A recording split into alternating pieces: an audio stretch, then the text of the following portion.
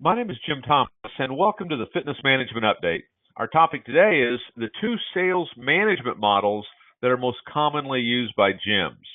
Now, the first one is, what we would call the outcome model. And this really is the model where we see the most problems, where we see the most staff turnover, and we see clubs that struggle with this.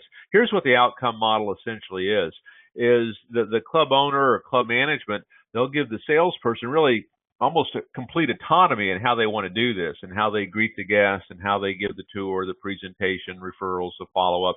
They give them a high level of flexibility. And essentially what they say to them is, hey, do it however you want as long as you hit the numbers.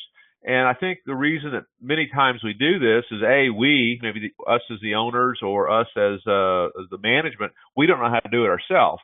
So we say, okay, you've had a background, you've done sales, you've done some of this, and whether it was successful or not, we don't always know. Go do it and just get me the sale, and I'm going to be happy with that.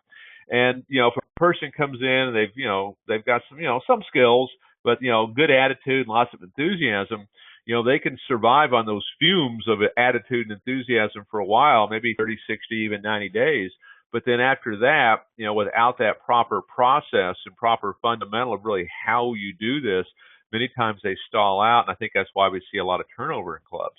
Now, the other model, this is the one that we teach, is that behavior model. And the behavior model, it's management driven. There's not the staff doesn't have the autonomy to really decide this. It's management driven. And what we're telling these folks is, follow the process. Here's the proper process of how this is done. Here's the fundamentals of how you do this. And, we teach, how to do follow-up and how to be creative in follow-up and how to ask for the sale professionally and how to give a proper tour. And when you have that behavior model, you have that, that system in place.